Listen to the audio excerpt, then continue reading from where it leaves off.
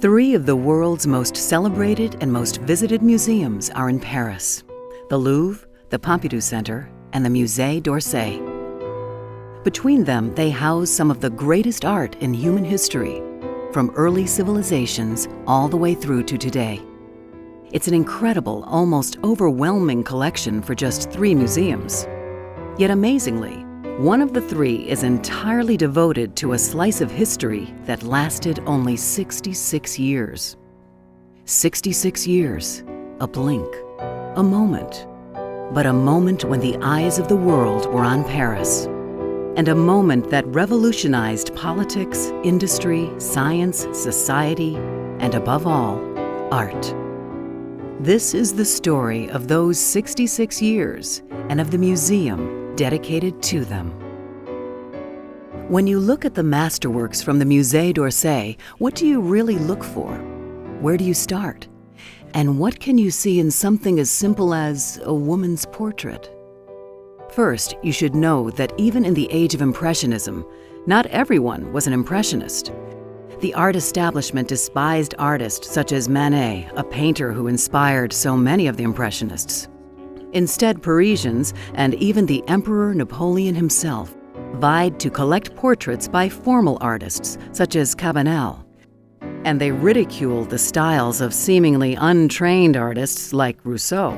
Still, it was Impressionism that defined this era. So as you view the art, try looking at it through the eyes of the Impressionists themselves. Eyes that shared a passion for reality, a Parisian perspective, and a whole new way of seeing. When the Impressionists looked at life, they didn't see an idealized academic world of, say, Greek gods and goddesses in classic poses.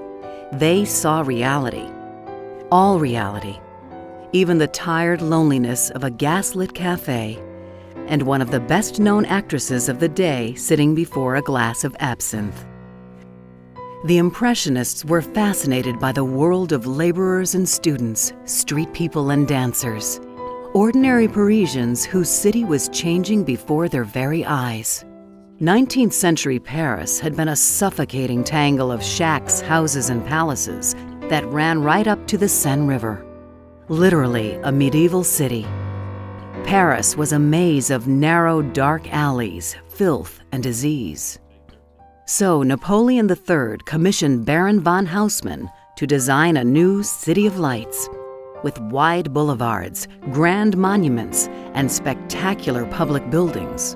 As the old city was demolished and a new Paris emerged, the Impressionists captured it all: the breathtaking beauty, the backbreaking reality.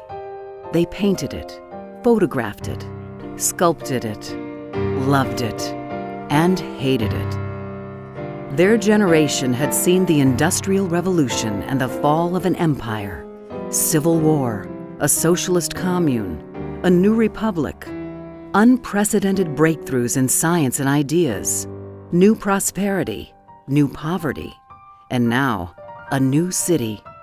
Not surprisingly, they began to see it all in a whole new way. Instead of just painting what they saw, the Impressionists were fascinated by the way the light bounced off a surface, by the effects of color, and by the impression this made. Instead of blending colors, they added them. Look closely at this Monet, and you see nothing but color. Step back, and you see a celebration of color. Instead of a single perspective, the Impressionists and their successors looked from multiple perspectives. It was the beginning of modern art. And it wasn't just about painting and sculpture. The age of Impressionism was also the birthplace of photography, of the Art Nouveau style, of grand world's fairs, and of a controversial monument to the Industrial Revolution and the hallmark of the 1889 World's Fair, the Eiffel Tower. But like the early railways, that tower would become the symbol of an age of achievement and a new age in art.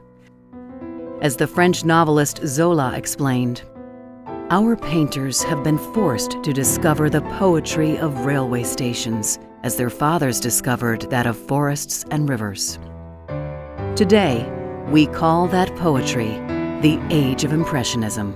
And its home?